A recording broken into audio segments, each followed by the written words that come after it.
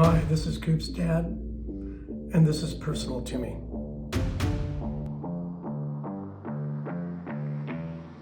High quality equipment here. Oh man, you go on. Usually we got AirPods and You go to Amazon.com, right? Thank you everyone for joining us at the Coop's Advice podcast.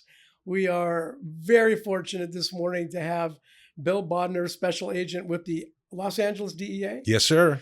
And thank you for coming. Thanks for the invitation. Yeah, and Nicole's over here in the corner. You're not going to see her, but she's here and she might chime in. And Zedge, our producer, who's always here making everything work. Just want to say thank you for everybody for the support for the channel and for all our podcasts. But it was interesting how we connected. Mhm. So first of all, I never thought I would actually be doing a podcast of any sort. Didn't have a plan to do it. Never thought I would be here.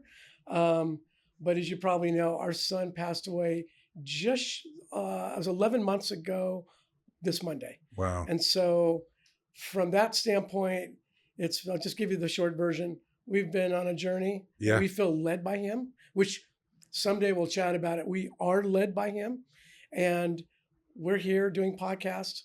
We've done a number of them that we've already produced and published. And they're very well received, particularly by my son's peer group, which is Gen Z. And they're viewed all around the world. And one of the things I wanted to do in one of the avenues that we've been led to proceed is about fentanyl awareness, Mhm. fentanyl education, and just to help these kids, parents, everybody understand the landscape that they're dealing with, which I call the minefield. Yeah. It's not a matter of if, it's a matter of when, and to make folks aware that how dangerous this is. Our connection began, we waited for basically almost 10 months. Our son's death is still under investigation. Yes. With your group. Yes, it is. But the coroner took 9 to 10 months to determine his cause of death. And they came out and initially said it was accidental overdose, basically related to fentanyl. We knew that from the beginning, but we couldn't make a stand about it because there was a number of rumors flying out there saying it could be suicide. There was a number of things. He was a hardcore drug addict. He probably took too much. We knew that wasn't the case, but social media and the media would have jumped on it without any backing to it, what we were saying. Right. So we waited, came out as an accidental overdose with fentanyl. And the coroner was kind enough to define it to us that it was the equivalent of one Xanax that was basically fentanyl and Yeah. not Xanax. Correct. And so it's led us to a number of different things. And one of the things that's resonated with us is we don't want this to happen to anybody else's child or anybody else's loved one. Right. And so through social media, we were reached out by the DEA headquarters in Virginia. Our son's on the Faces of Fentanyl wall. From there, we got connected with Nicole. Yep. And about spreading the message to Gen Z and this, my son's peer group about fentanyl. And I just said, we have a really good platform that is getting to all these kids around the world. And the idea came up, can we do a podcast with somebody from DEA LA? And we are here today with Bill, Special Agent. And I'm thankful you're here. And maybe tell us a little bit about who you are, what you do. Sure. So I've been working for DEA as a special agent for 31 years now, a long time. Wow. Right now, I am, my job title is Special Agent in Charge, just meaning I'm more or less the chief of DEA in this particular part of the country, Southern California. Why I got into it. When I went to college, finance major. When I got out of college, I was interviewing for jobs, and I just felt like I didn't want to do just that 9-to-5 thing in an office every day. Not that there's anything wrong with that. It just really wasn't for me. That was part one. And the second part is I wanted to do something that I felt had some greater good for the community. Profit motivation is fine, but for me, just in my life, I wanted to do something that would contribute a little bit to society. And I found myself at DEA, and I was like, this is fun. And that's a big bonus, you know? Yeah, I mean, you must get a lot of self-gratification for this. Yeah. But how do you go get connected with DEA? Is it, were you in law enforcement, or No. did you just, Hey. it sounded like it resonated? So And- funny is I got out of college in 1989. I applied to DEA, and God, you are a young guy. I'm not that young. I'm definitely a lot older than you. I quickly got a letter back from DEA saying, we're not interested.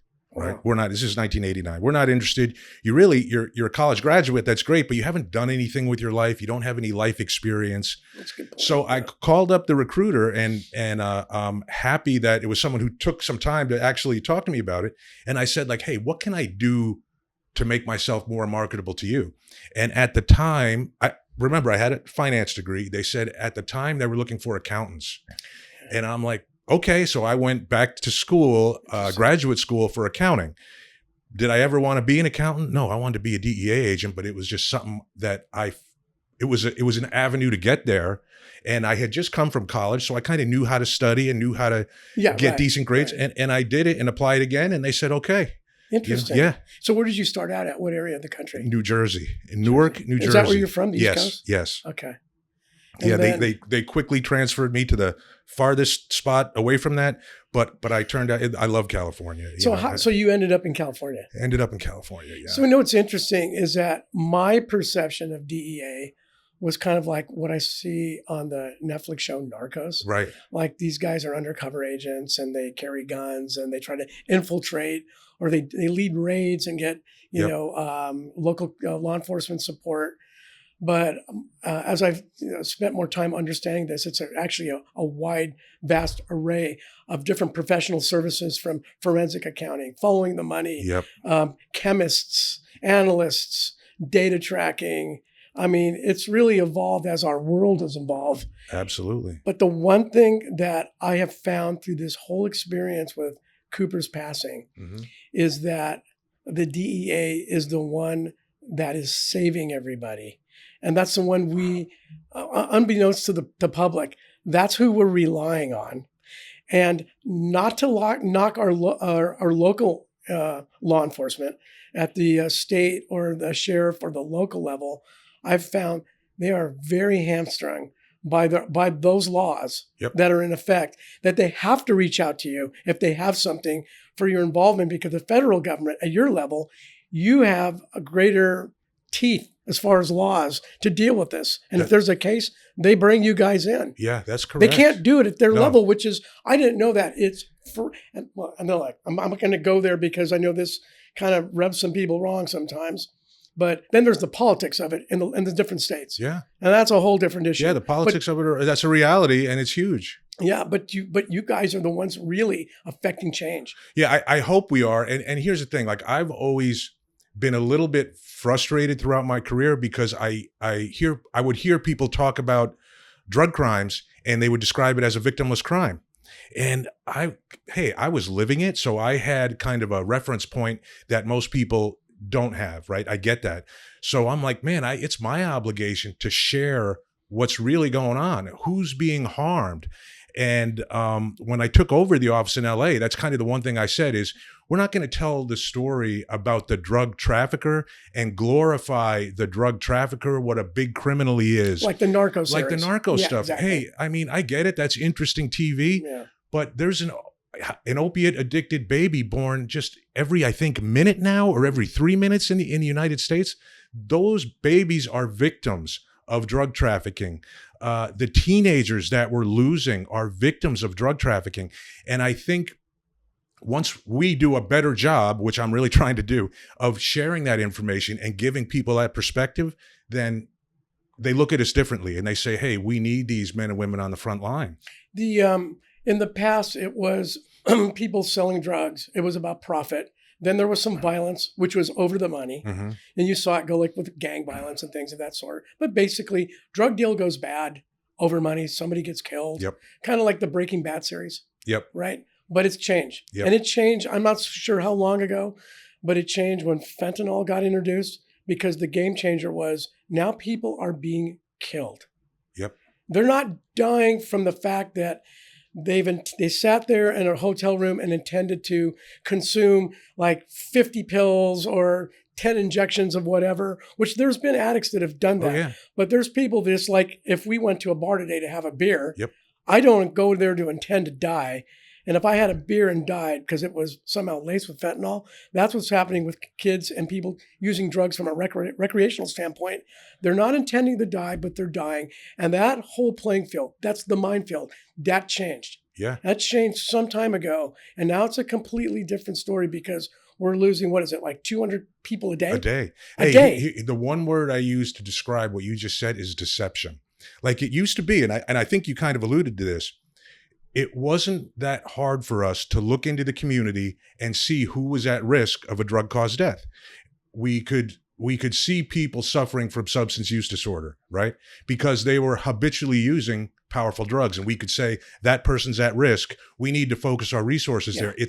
The game is different That's today. the drug addict. That's the homeless on the street in front of the Starbucks that you can tell, however they got to that point, they're using drugs. And that's the story of drug-caused deaths before 2015, right? 2015, we saw this shift, counterfeit pills, fake pills, no real pharmaceutical ingredients in the pills, only fentanyl. And as our young people, hey, they're trusting of pharmaceutical drugs. There's self-medication going on. There's experimentation. There's peer pressure. All those things that I experienced as a teenager. The consequences are so much different today. And that's what we're trying to drive home. And it's not about just say no. It's about we're asking teenagers to make significant decisions, empower them, give them the information about what's going on, what fentanyl is, what it does to the body, where it is in the drug supply chain, so that they know, okay, I see that, that's going to contain fentanyl.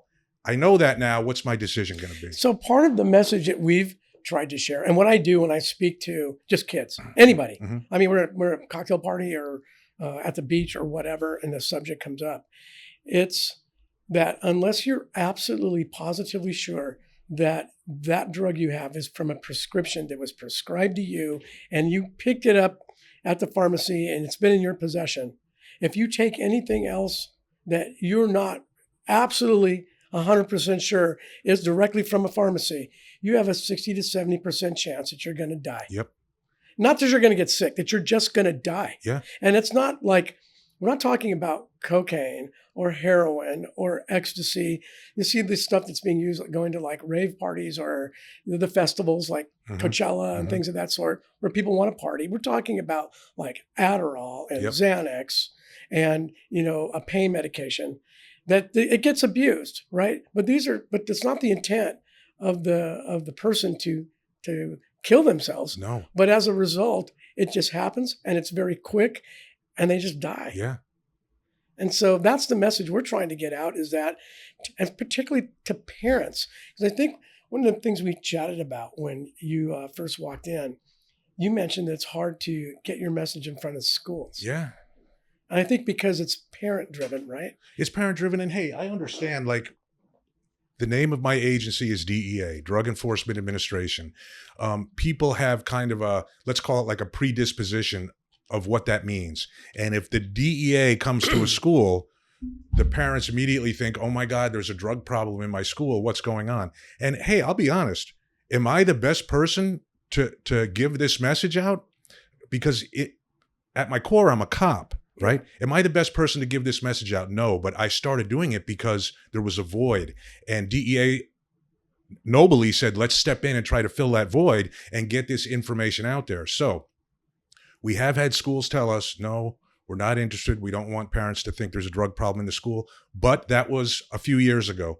More recently, we've seen them be more inviting, more understanding. I think the incident at Bernstein High School here in the LA area in Hollywood had a lot to do with that, where they realized, wow, this isn't something that's just talked about. This is something that's actually happening. It's not random. It's not. No. And here's the thing. When that thing at Bernstein High School happened and it was so publicized, I know there were parents out there that just said, ooh, thank God my kid doesn't go to that school. That's not the mindset. No. The mindset is, wow, that's probably happening in my child's school. how But can not to my kid. But yeah, right. Yeah, not right. happening to my kid. No. My kid's, Yeah, isolated and good.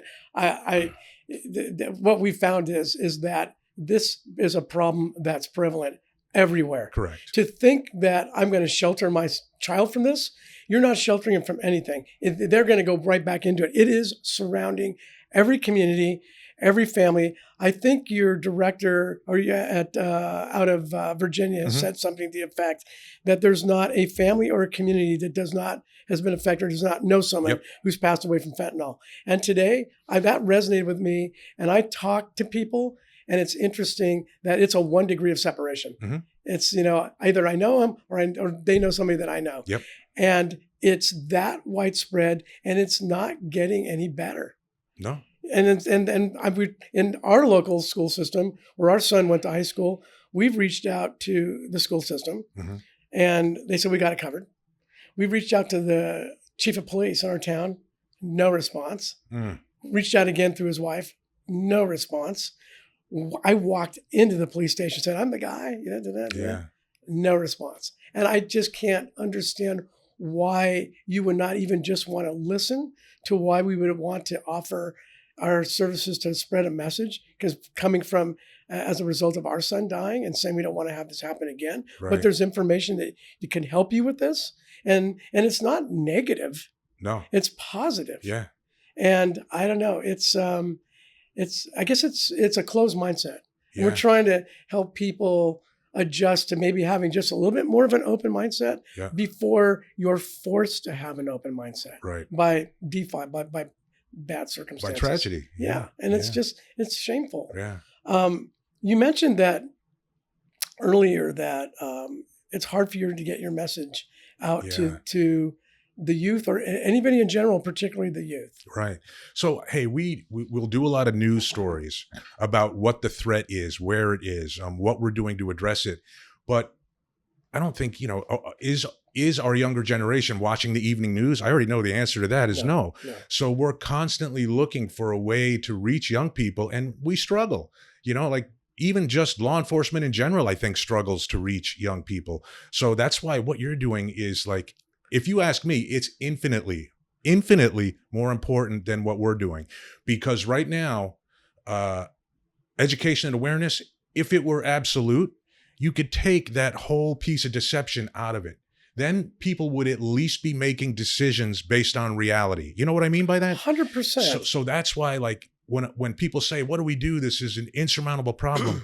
Start with education and awareness, because you can save, that's what you can do, like, today. Like, someone's life will be saved today because of education and awareness, and taking that deception piece out of the game. It's been our goal from the onset of this foundation, and I always want to make sure that our listeners, and we call it our Coop family. Mm-hmm. That's what we call it, because this is this Gen Z that's on a number of different platforms. So when we address them, we address the Coop family, is that if we can affect change with one person, that one person's life gets saved, it's a success. But who knows if we can do 2 or 3 or 4. One's fine. We like to look at things from the simplest measures and then see if we can build a foundation from there. We have my son created a platform right before he passed away on, I don't know if you're familiar with what's called Discord. Mm-hmm. Discord is like a chat room. Okay. And originally started out with gamers, and gamers would get on it, and they were playing like Call of Duty or some type of competitive game of that sort. And they would get on it while they were playing, and they would share their strategies and their tactics, like how to get the higher scores. And then it eventually evolved to like tournaments where you can make money and things of that sort. So he started a platform called Coop's Advice, where kids like himself could feel safe to discuss their issues about mental health and addiction. And when it was he passed away about 5 days after he started it. Wow. It was about 100 people or so. Today we're about 250,000 around the world. I mean, and we get on it. I get on it 2-3 times a week and post messages, and messages of hope and encouragement, and we got positive and healthy choices to make versus negative and unhealthy. And these kids are all struggling with something. And the most important thing that I have learned from this more than anything else, which I try to share with parents. These kids just want to be heard. They have an issue. Bullying. I don't look good. I don't fit in. My parents are mean to me. I might be dyslexic. I might have ADHD, and my teachers are yelling at me. I can't sit still in class. Whatever it is. Right. Look, we have, all of us in this room have never grown up without one physical health issue, ever. Yep. Or we've never been hurt. So when that happens, we go to a doctor. When something happens with your mental health, there's a stigma. Yeah. And it's like, oh, what's wrong with that guy? And so that's a big issue. And I think everything, this particular lane of self-medicating or drug abuse, or where you're now dealing with fentanyl, I think it really, when you unpack it, begins with mental health. Yep. So that's a whole other, how do we deal with the root of that? But we're dealing with, how can we get this message out now that you're going to die? You have a very, very good chance of dying if you take something that you're not absolutely sure is pharmaceutical.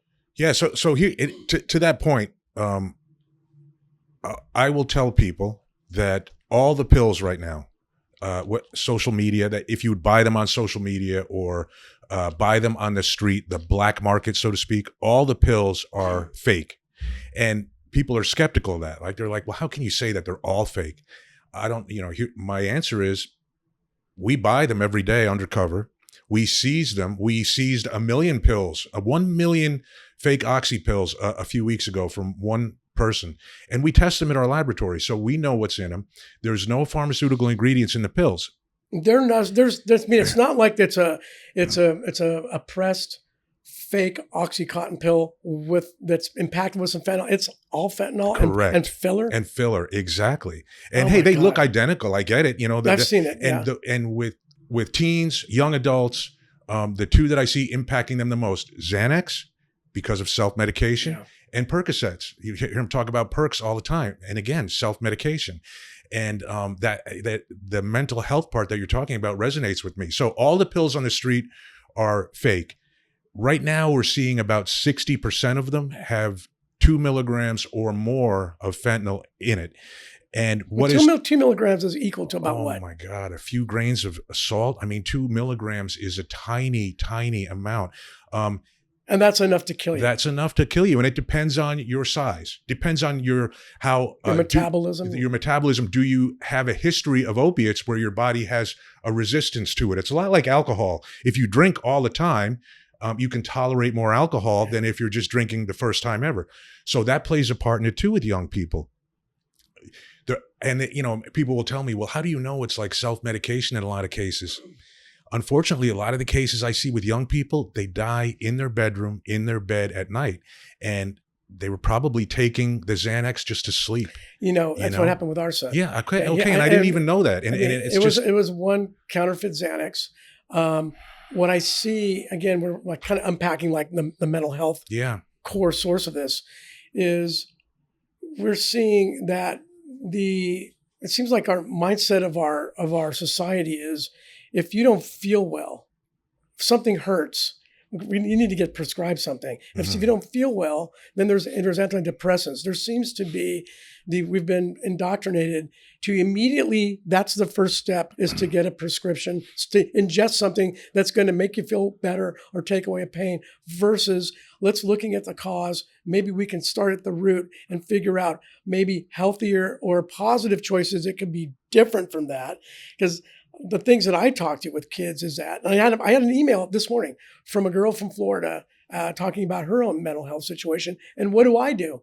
And I just, I got to be careful that I'm not a doctor, or I'm not a psychiatrist, but I just said, for me, what I do is I have faith in God. I believe, I have a faith that I pray every morning and pray every night. Yep. I try to keep everything from a positive and healthy standpoint, and I want to have a positive mindset. I found things that I think are positive that work with me. For example, I'm athletic. I like to exercise my body. I like the natural feel of adrenaline and endorphins versus taking something. Yep. And I'm doing something that is healthy for me. I'm careful with what I eat, because I know if I have too much processed sugar, it sets me off in a wrong way, or maybe I start gaining weight and I don't like how I feel, sluggish, or maybe how I look. So I look at that and say, I've got control over that. I can choose healthier things to eat versus negative things. I can keep things in moderation. And I also choose that I want to be around like-minded people. And I'm not saying that I'm better than negative people, but I may just not stay as long and hang out with negative people as much as I would with positive people, that we might have more in common. And I think my life is a little better each day because some days are really hard than others. Yeah, I can't imagine actually, but I know. No, and I don't want anybody to ever experience that. But there's things that we can do. And all of those things didn't require me taking something. Now, there's the right time and place for prescription medicine. Right. But I do think we jump to that quickly. Yeah. And we feel that that's what we need to do. And and it's easy to get through social media. Yep. Kids can get it on Snapchat and then get it on Instagram. Yep. It's being peddled that way. It's actually, I understand you can actually get it delivered like DoorDash. You can get it delivered and pay for it with a payment app. And hey, that's a big piece of what's causing the issue today. I say like AAD, availability, accessibility, which is a little different than availability. I'll talk about that. And then deception. We already talked about the deception piece. Availability is who's making this. It's drug cartels in Mexico, Sinaloa cartel, Jalisco cartel. The reason why they've chosen this drug is it's incredibly profitable. It doesn't rely on Mother Nature.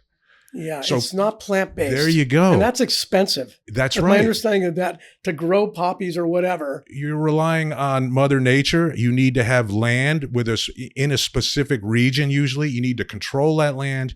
You need to have people in the fields that are actually doing the hard work, processing the plants. With synthetic drugs, you don't need any of that. You're limited only by the amount of chemicals you can get. So you can do it in some garage. Exactly. And that's what's going on. Some nondescript place versus like some big acreage that you also have to protect from surveillance and all that. So that's the availability part. They found a drug that they can, in business terms, vertically integrate, I think would be the term. They control the production, distribution, everything. The accessibility part, and this is another part that, hey, when I was a kid, heroin was the big opiate drug. That was, if you were an opiate addicted, that was what you were taking. I didn't even know where to get it. And if someone had told me, it would have probably involved me going to a sketchy place. Right. And I probably would have made the decision like, I'm not doing that. But now look what social media has done. It's made that available everywhere. So now it doesn't matter where you live. That drug is available in your neighborhood unfortunately, because of social media. So that's the accessibility part. There's a lot of good things about social media, like with anything else. There's you can take an application and use it for evil. Yep. Some people say we should be getting rid of this. I actually think that what we should do is be proactive and get in front of it, like what we're doing today. Look at you. And we can use this. My son's platform on the Discord, the Coop's Advice channel there. I mean, it's amazing about how many of those kids will watch this podcast and also will start making positive and different healthy choices. And they send messages to my wife and I. We get direct messages. They'll figure out our emails. They'll send us about how they were going down a path and thought they were going to, they were planning on killing themselves, or they're going to take some drugs, or they were continuing to cut, or bulimia, all this stuff. And they've chosen not to, because somehow this message of, hope and encouragement is resonating. And I don't know, for some reason, myself and my wife, I guess we don't come across as like old people. Right, like we're the parents, right. Because I think because they really loved our son so much and what we're doing, they feel okay with us. So that's why I think our calling is to help affect that message and help you guys, because like I said earlier, you're doing the boots on the ground. Yeah. You're doing the work that's out there. We need to spread the message about what you're doing and what you're learning, right, so that we can make global change. Yep. That's our goal. That's why we have you in here today. Yeah. I want people to hear, what is like your biggest challenges today, because this world is evolving. So like, what is your biggest challenges today that you're dealing with and trying to combat, particularly fentanyl? Boy, a great question. I think right now it's the volume of the drug, right? That's what's challenging us, because a logical strategy that we have is when we reduce a supply, we reduce the drug harm. And that's kind of, we can back that up from looking at prescription opiates 20 years ago to 15 years ago. As prescriptions went up, the harm and deaths caused by prescription opioids went up.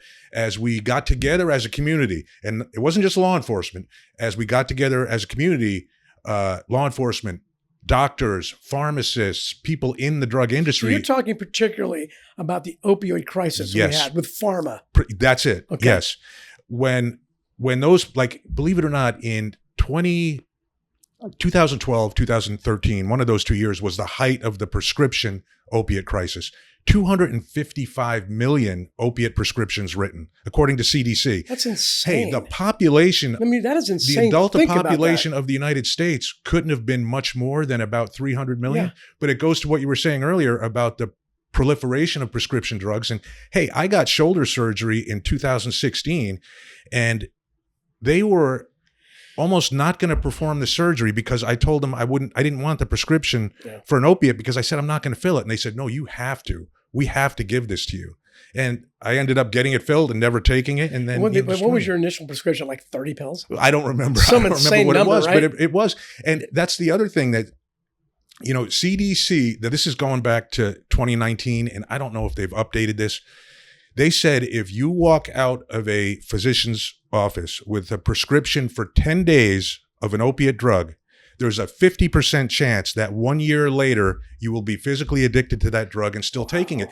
But that's how powerful opiate drugs are, you know? Yeah. So that's the positive that came out of that is they reduced the AMA, American Medical Association, really got out front of it and said, we have to cut these prescriptions down. Yeah. You know, we're putting people at risk. So I have a good friend of mine that had a neck surgery, and conservative guy, business guy, very successful. You know, didn't party, you know, had to have a couple drinks, you know, at the dinner, but wasn't an addictive personality, wasn't an abusing guy, not at all. Has a neck surgery. The pain was pretty hard coming through recovery. And I was like, after 5 days, he called me and another neighbor over, good friends, and said, I think I'm getting addicted. Wow. And he was sweating and shaking. And he goes, but the pain's so great. I go, dude, we got to go talk to your doctor now. Yep. We're taking this stuff from you, but we got to talk to your doctor. There has to be something else to taper you off this to help and he was struggling 5 days. Wow. And he survived it, and he got through it really quickly, high pain threshold. I think they ultimately changed it to a really high dose of like ibuprofen. And, right. Which is what I did, which is what I ended up doing. Yeah. But I remember there, it was a big bottle and it was like 30, 60 pills. And which I thought, like I'm not a doctor, but I'm just saying, if you just come out of surgery and you're going to see your patient in like 3 days or 5 days, give them a 3 or 5 day prescription, right, and control it. Yeah. But I think what people do is it's just, I mean, what we've learned from big pharma, we follow the money, and that's really what that is. Yeah. Hey, that's when I stopped taking. We're getting a little off topic, but that's when I stopped taking pharmaceutical drugs at all. Is when I kind of saw that and saw, hey, what's the motivation? Well, what's the motivation? I mean, right? To me, the world evolves around this. And if we talk about fentanyl and biggest challenges, et cetera, I know it involves politics, but I think it basically involves human nature. And human nature is follow the money. Yeah. And I think this whole thing about fentanyl is about profit. And we know where it's coming from. Yep. And the money is exchanged here, and then it has to go back. So I know you guys do follow that. Yep. But there's a few, I think there's a few misunderstandings of what happens. We have a political rhetoric that says stop the border for a number of different things. You know, build a wall. Secure the border for jobs and immigration and but drugs. I heard this, and help me if I have this misunderstanding. From a political standpoint, I had heard we got to build the wall because drugs are coming in, and there was the illegal immigrants, et cetera. But the drugs are coming in. We've got to close that border off. My understanding of that was, okay, we have border crossings like at Tijuana and other ports, but people were flooding over with fentanyl and drugs in between those where we had to erect a wall. Right. And then I heard No, that's not the case. Right. About 96% are coming through those ports. Right. That sounds like an accurate number. And the wall was more political rhetoric Yeah. Well, to a degree. So here's the reality. Most of the drugs come through the ports, vehicles. Hey, there's 90 million cars crossing. Like through the immigration crossing in Tijuana. Where you would drive across right. in a car, or where a cargo truck would go across. That's where most of it comes through. But there is another side of the human, how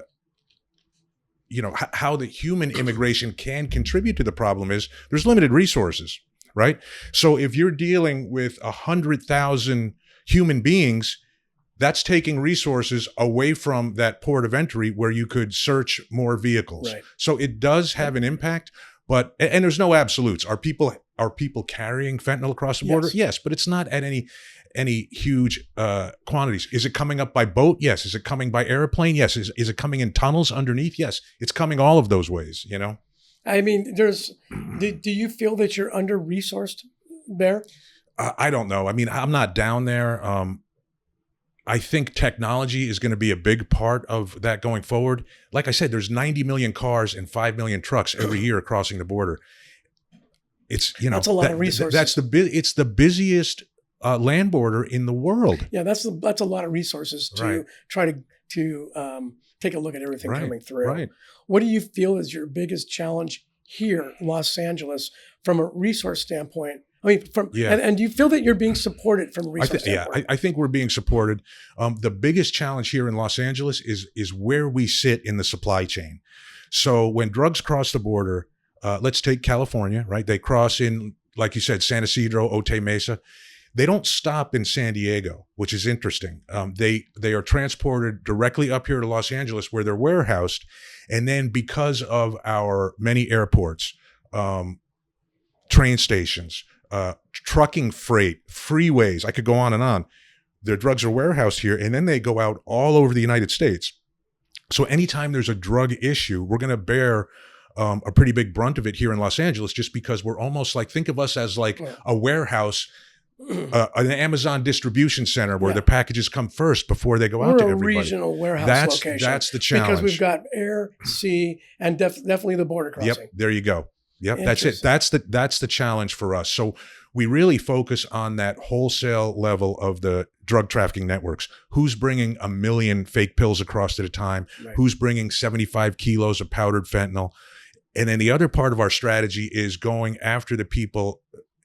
Hey, we try to focus on where the most harm is, which seems like a common sense approach. Sure. Part of it is through the huge wholesalers. If you're bringing 1 million pills in, you're causing harm to someone in the United States. And then the other part of it is that person selling maybe just a couple pills, but they resulted in a death. Yeah. And the reality is they know what they're selling, right? They know what they're selling. Yeah. So that's kind of where we're focusing our efforts. But LA is a challenge just because of the quantities. Do you think you're getting the support of the public? Is that I think it's changing.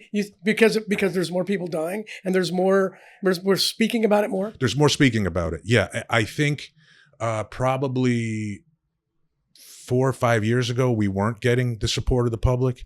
And again, the public looked at drug trafficking as a victimless crime. People should have the right to do whatever they want. I don't think they understood the degree of what was happening. No, they how didn't. It was happening. And I hope that we didn't. Right. We didn't have a clue to this degree until we were just thrown into it. Yeah. And then all of a sudden, wow, this is insanely crazy about how bad this is. Right. And then what's amazing to me is how little people know. I know. Even today. So even today, like sometimes I find myself, I used to find myself, I would tell parents, hey, number one thing, talk to your kids. And then I forget the conversation that I had, but it dawned on me, parents don't know. Like I know because this is hey, you do anything for 30 years, you're going to know that field. You're in it. I'm in it. And then I realized parents don't know. So God only knows what conversations they're having with their kids. Now I tell parents, educate yourselves first, understand what's going on. And there's a couple decent documentaries out there about fentanyl. I say, watch one of them, get an understanding of it. Maybe if you don't feel you can start the conversation with your kid, sit down and watch it with them, but that's the part that I used to miss is parents, if not for me being in this occupation, I wouldn't have a clue what's going on. The one thing that I've seen with my new experience with the DEA, which seems to be prevalent, And this really resonates with me growing up as an athlete and still competing as an athlete. What's always, and it's also been the same experience I've had with successful businesses, Mm-hmm. is it's the leadership and it's the culture. Yep. You guys are so passionate about saving lives Yep. and fentanyl. I don't see that to that degree. I mean, widespread through your organization as I see, and consistently as I see it through other areas that we're connected with. I see in other certain law enforcement arenas, there's some people, Right. but it's not a widespread culture that's coming that Yeah. that everybody shares consistently. I think that's why I said you guys are on the front line. Right. It resonated with me to reach out to you guys because I see what you're doing, and you're so effective and you're so passionate. Do you feel that and you got to be careful with this answer, but Yeah. that you're getting the support you need from our government? Yeah, I do. And listen, I feel like we're making progress. Like I see some things in the drug market where I say, wow, awareness is helping. Like, for example, we would have overdose clusters, right? Drug cause death clusters, when we would have 3 or 4 people die. Usually in that situation, it was cocaine laced with fentanyl. Right. And the publicized case was the Army cadets in Florida who were on spring break a couple of years ago. And that kind of shows it can happen too. When we had one in Newport Beach on Balboa Island, Okay. where we had these, I'm going to say middle-aged adults. Yeah. They were in their 40s, Right. partying. Right. Somebody brought some cocaine in, and I think 4 or 5 of them passed away from fentanyl. Hey, and that's the other thing. Right. People ask, how does that happen? Right. So 2 things. And it's important to talk about how fentanyl and cocaine interact with each other. The first is a speedball, right? And that's a drug cocktail that was around in our time. We remember John Belushi, the comedian. Yeah. That's what he died from way back in the 80s. Right. An opiate mixed with a stimulant. And the premise is, or the perception of the drug user is, that the positive effects of the opiate are going to offset the negative effects of the stimulant and vice versa, and you're going to have this pure euphoric high. The problem is, who's making these drug cocktails? They're not pharmacists, they're not chemists. Yeah. They screw it up. It's not Pfizer. No, and then a bunch of people die. Yeah. The other place where we see it happening, and this one people have a real hard time believing, is just fentanyl is oftentimes mistaken for cocaine. We talked about drugs. Interesting. We talked about drugs coming across the border. Okay. So they come across in a passenger car, and these organizations are all polydrug, meaning they'll sell cocaine, they'll sell fentanyl, they'll sell methamphetamine. Usually when we work at the wholesale level, we find one drug, we find 3 or 4 different kinds, right? Right. So they're packaged almost identically, rectangular bricks, kilos, and when it crosses the border, it's not mixed. There's a kilo of fentanyl and a kilo of cocaine. It comes up, it gets warehoused in LA like we talked about it, and then it goes out for distribution. Somebody makes a mistake and they get instructions, hey, give this person 5 kilos of cocaine. They get fentanyl. That's it. They get fentanyl. Now, here's the issue. If you're expecting fentanyl and you get cocaine, you don't die. You're angry, but you don't die. You're just stimulated, right? But if you're expecting cocaine and you get fentanyl, you die. And people say, how can they make that mistake? Hey, there's no barcodes. This isn't Amazon. No, yeah, that's what I was thinking. No, this isn't Amazon. Right. So that's the thing. Like, you have to drive that home. Like, you're trusting your life to people who, what's their, what skill level are these drug dealers operating at? One of the things that when I talk to people about the response to what's happening with fentanyl deaths and the fentanyl crisis, is that I believe we should have a COVID-like response to this before it takes too many people to die, or too many people to die of important elected officials, because I mean we're like in a COVID environment. Mm-hmm. We're 200 people a day. Mm-hmm. How many? I mean, and we talked about this just briefly in the lobby when we first met. Is it Administrator or Director Ann Milgram? Administrator Ann Milgram, head of the DEA, says a recent podcast that she was on, between August of 2021 to August of 2022, 107,735 Americans have died from fentanyl. Okay. That number has to be larger. For example, when my son passed away, he was reported as a fentanyl accidental overdose. That was not an accidental overdose. The vernacular was that was fentanyl poisoning. Yeah, deception. So I don't know if that gets thrown into whatever statistic, but I can almost bet that the 107,000 has got to be substantially larger than that. Right. And that's the stuff that we do know. Yeah, and well, here's the other thing. That's how many lives we've lost.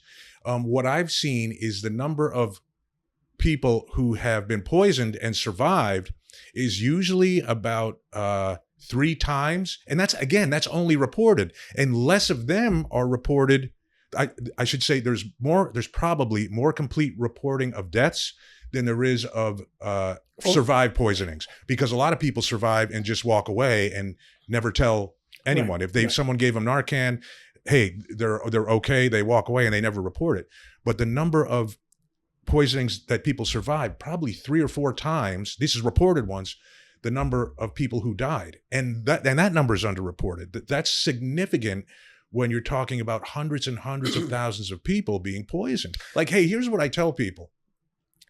If this was a fake cancer drug, right?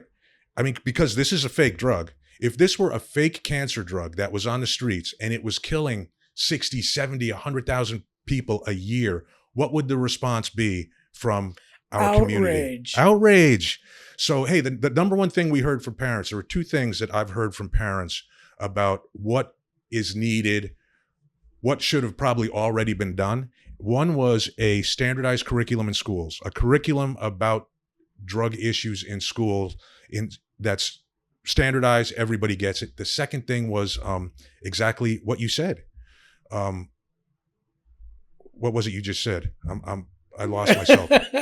I'm just about like having like a COVID response. Oh yeah, it was. Why aren't we treating this like COVID? Why aren't we treating this like COVID? I mean, we're having significant amount of people die. Yeah, why isn't there a map we can log on to and see where these events are happening and track it? What part of the country is it worse? And that was actually the second thing that they said. Most important thing was handle it as if it was COVID. That's interesting, because I mean, I even unpack it a little further from there. I think even just the vernacular that we're using when we in like the coroner's office, what they have to put down is an accidental overdose. Yeah. As opposed to fentanyl poisoning. Yeah. What gets the message across if it was actual harm from a drug?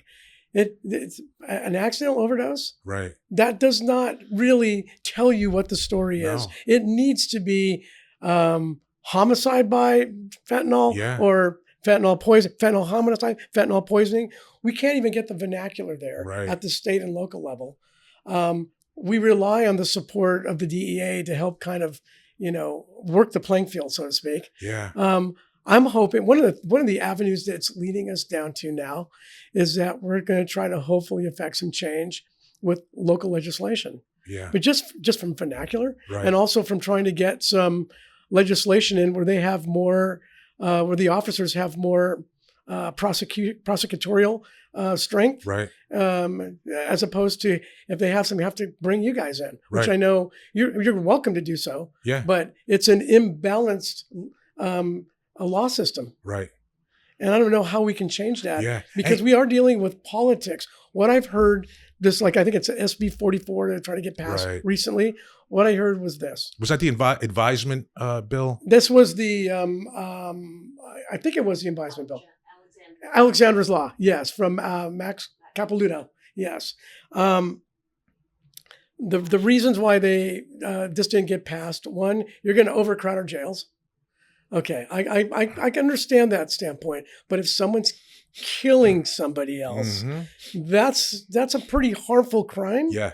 Okay, but number 2 was it's racially profiled. It's going to affect Hispanics and blacks. No, it's not. Like no, this is a nondescript problem. Yeah, it's taking everybody. It's taking everybody. They don't look. They don't care where addiction comes from, as long as addiction comes and you buy it. As long as it ends up in the wallet, Exactly. Yeah. So when I have heard that, the incarceration piece, right? Here's a real world example, and this isn't like cherry picking this one specific example. I speak about this case because it's already gone through the process. The person pled guilty, and I think they've been sentenced even. So it's a done with case. Pasadena, California, September 2020, I think it was. One dealer caused 7 poisonings and 3 deaths in one weekend. Jeez. So I get it. We don't want to overcrowd our jail. What's going to happen next weekend? Like, what's your expectation? I know what my expectation is the next weekend if that person's out on the street. So what is your expectation? I'll leave it at that. It's going to happen again. It's going to happen again. And like, why? And it's going to continue to happen. It's going to continue.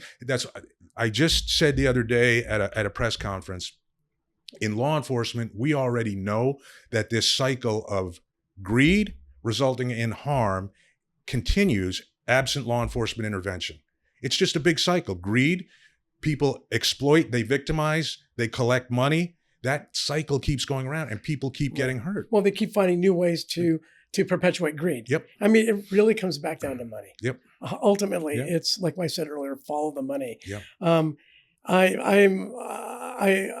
get so frustrated that it seems that we're just not, it feels to me like we're not doing enough. And I know you guys are doing as much as you can, but it feels that way because we're still losing so many people a day. I know. And hey, sometimes, and you probably experience this too, you'll feel good. You'll get some piece of information or you'll talk to somebody and you'll say, wow, the word's getting out. Like this is having an impact. We're doing all right. And then the next day there's an incident like the one at Bernstein High School, or it could be any school around the country where a few kids are poisoned and you think, man, they still don't know. Or if they do know, they're still choosing to make a bad decision. And, it sets you back and you kind of got to recharge and go out there and do it and do it again. Well, it's like you said earlier with the use of cocaine, it's slowed down and it's been reduced because it's coming across to the adults that this is extremely dangerous now. Right. I mean, the chances are it's probably 100%, a chance you can die from this. So people aren't buying it. So it's not as profitable. So unless you go through the deception part, like with Xanax and press pills and that sort, the more we can get that message out, maybe then the demand will be less because of the fear factor. 100%. But it's also, it's that education and it's also, I still think we ultimately somehow we have to continue to support unpacking mental health. Yeah. What the reason that gets you to start this on this journey? Yeah.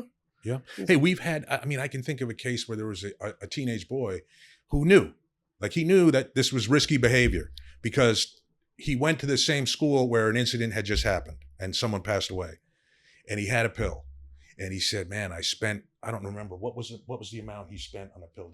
$20. He spent $20 on this pill and he didn't want to just get rid of it. So he said, I'm going to be smart. He cut it. I'll make it less potent. I'll take less of it. He still was poisoned. He survived, but he was still poisoned. And it's like, you had the information.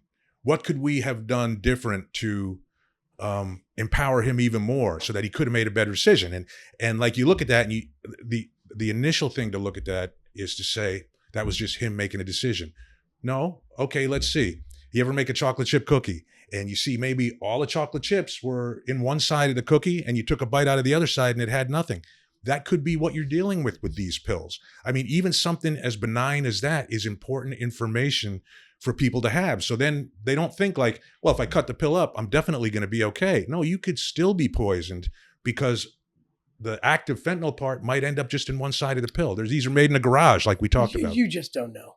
You don't know. You don't know what you're taking. Yeah. Are you seeing fentanyl now being included in other things? Meaning, I've heard like on the East Coast, they're finding fentanyl now like in marijuana gummies. Yeah. They're finding it in vape cartridges, finding it in certain things of weed, some synthetic weed, things of that sort. Right.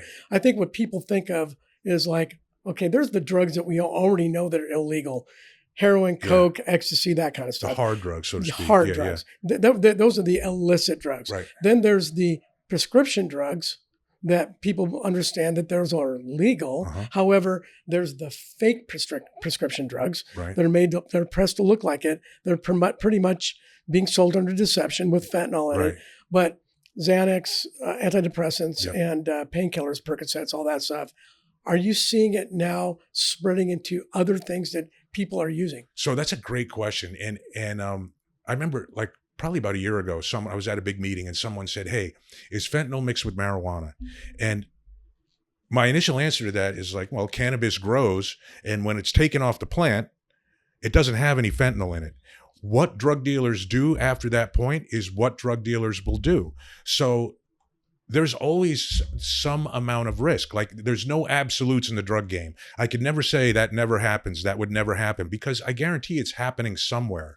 Well, it's another avenue for addiction, which drives money. That's it. I mean, a lot of the parents that I've talked to recently were shocked to find out that there's fake Adderall pills.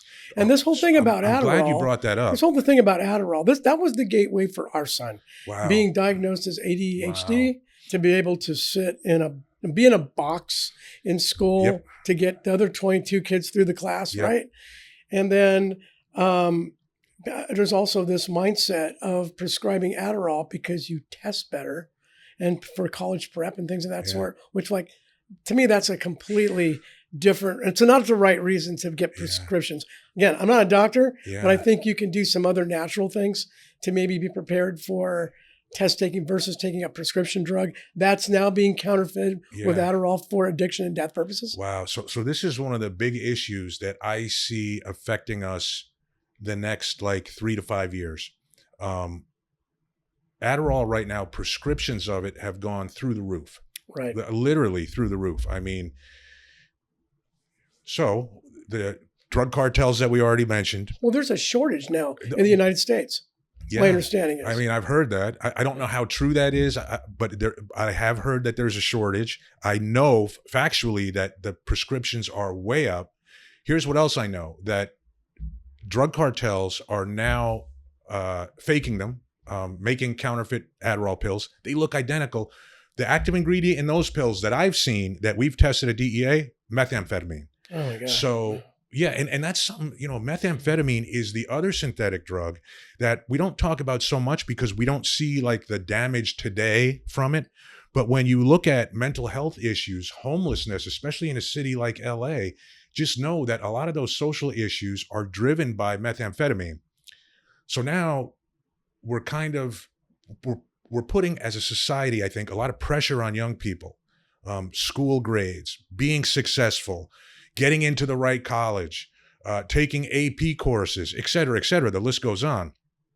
There's a lot of self-medicating with Adderall on college campuses, in high schools even, and even younger than that. I've seen it younger than that. So what happens when, a child takes real Adderall prescribed by a doctor, dispensed by a pharmacy in let's say high school, through whatever reason, maybe they find alternate means to improve the issues that he's having. He goes off to college and there's a whole new set of stresses. And he says, man, I think that Adderall I took would get me through it. I think I need that. But he doesn't go through the doctor this time because his parents, he doesn't want them to know what's going on, or whatever the case. Self-medication, social media. Now all of a sudden you're using methamphetamine. Who knows what else is in those pills? And that is going to be, it's already an issue. Don't misunderstand me, but it's going to be even a greater issue for young people going forward. Right at the time that Coop passed in June of last year, it was finals for college, a lot of various colleges. And we had some people that we knew, from local people that we knew, two girls that were best friends that were up at a notable college in Northern California, and they were going through finals. And they're not partiers. They don't abuse drugs. They're strictly like, at school, good grades, trying to get, accomplish all that. Both on Adderall. One of them ran out of their prescription, had a final the next day, and got one from her best friend until her prescription would come in the next day. Didn't know that person got it from somebody else, and she died that night. Wow. And just sad because it wasn't like it was self-medicating, right, but it wasn't an abuse or partying, or it was innocent. It was like, what were her expectations? Yeah. Her expectations weren't to be harmed. Her expectation certainly wasn't to die. Her expectation was, I need this thing that I've been taking. It's helped me, and I'm going to go get it, from here. Man, that's tragic. The Coop's Advice Foundation would like to do anything that we can to help spread your message, because you're, like I said earlier, the boots on the ground. Yeah. You're the core military fighting this battle to save lives. Right. And it's lives from, I think your youngest person on the Faces of Fentanyl wall is like 19 months or something of that sort, 17, Wow. very young, to a 70-year-old. So, I mean, Yeah. we're talking about Everybody. all Americans. Yeah. And so we'd love to have you back and participate in anything that we are involved with that message. And if we can, if you need us to come Yeah. and support you at any events that you're at, because I mean, my wife and I were, surviving parents of Yep. a son who died from fentanyl poisoning. Yeah. We would do whatever we can to help support you because you're making a difference. Yeah. I appreciate that. Hey, we're in it. So whatever you need us to do, we're there. Yeah. Yeah. If you could give any message today I ask you for two messages. Yep. Any message today you could give our kids out there. Oh, yeah. And remember, and when I talk about kids, there's some point in time as you get into your adult life where we have a little bit more maturity. Yep. And we make a little bit more, we have more life experiences. So our decision-making process is based with a little bit more experience. But our youth, which is like, you're seeing this from 9, 10, 12-year-olds to high schoolers, middle schoolers and high schoolers. That youth that is really being targeted because they don't have those life experiences to make these decisions, at least mature decisions. With them, what message do you want to give to them? I think the message I'd want to give to them is find your passion. I'm a believer. I have this saying, and it's find something in life you're passionate about. Don't let drugs distract you from that passion, and don't ever let drugs become your passion. And what I've seen is people, no matter what the age, if they have a passion, if they have a focus in life, something they love, they're less likely to be distracted by drugs and even get into that. So I think, but that's also incumbent on us as adults to help young people find that passion and give them the freedom. That's it. Give them the freedom and encourage them finding their own passion so that they can find their own way and have the desire not to be distracted. Hey, what I see with deception in the illicit drug world now, it's victimization. So my other message is, don't let someone make a victim of you. Don't be deceived. Don't be deceived. I mean, you're the one in charge. You have to make that decision it. For yourself. People are out there trying to deceive you to make money off you. Don't let it happen. What about a message to parents? The message to parents, and we talked about it a little, is you have to educate yourself on what's going on. Even things like as simple as emoji languages, right? There's a whole emoji language on social media that I wouldn't know if I wasn't in this line of work. So educate yourselves. Have a conversation or multiple conversations with your children, but monitor them. When I grew up, if my parents wanted to know like what I was doing or who I was interacting with, guess what they did? They looked out the window. Right. That's not it today. We played outside. Yeah, I know. So today it's like, who are your children friending on social media, and why are they friending that person? What's the interaction with that person? And there's a line somewhere with each parent and with each child of privacy and supervision. Find what that line, or define what that line is, because I feel like we need that today. We need parents to be a little more involved because the threat's a little greater, but we also, listen, children are a lot smarter than we give them credit for. 100%. They're a lot smarter than we give them credit for. So just give them information, and hey, they might surprise us and find the right way. I know that these kids know that fentanyl is everywhere. Mm-hmm. My conversations to parents has been, I don't think they understand how prevalent it is and that we're surrounded by it. Right. And like the metaphor I gave earlier, it's a minefield and we're in it. It's a matter of stepping on it, matter of not if, it's a matter of when. And we want to avoid that because we all know somebody who stepped on a mine, a fentanyl mine. And we want to just get rid of this minefield. Or at least have a field where there's only one mine and not, a zillion mines. Yeah, that's interesting to put it that way. I think you're right. We're in the middle of a minefield. How do we get out of it? Who can lay that safe path that then everyone can follow to get out of this minefield? You guys have a couple program. Is it One Pill Can Kill? Yeah. Is that what it is? Yeah. And then where do we find that? Just the DEA.gov/1pill. It's kind of what we call like a toolkit. It's all kinds of stuff that's available. It's not copyrighted. You don't need any kind of license or anything to use it. It's public service announcements. It's information. It's kind of trifold flyers with information. It's a lot of stuff that we feel can help build awareness and educate people. Yeah, I'm just very thankful and grateful. I'm going to do all I can to get your message out. Appreciate it. We're available. We'll do whatever we can to help you. Please use us as much as you can. If you need a message to get out, reach out to us because we can distribute that message. Right. And we're passionate about getting it out. Yeah. If you need us to help speak with you at some places or support you in anything, I know that's what Coop would want us to do. Awesome. Appreciate it. And hey, I know this isn't easy for you. Yeah. And guess what? It's not going to get easier. But what I tell parents is tomorrow's not going to be easier, but you have to do it because you're really the one making a difference. People are listening to you. You've lived it. I just talk about it. Thank you. I hope so. Yeah. I feel that that's why this all happened. Yeah. And we really do feel led by him. And we're seeing a change happen out there. We get the feedback. I agree. So anyway, Bill, thank you. All right. Thank you, man. Yeah.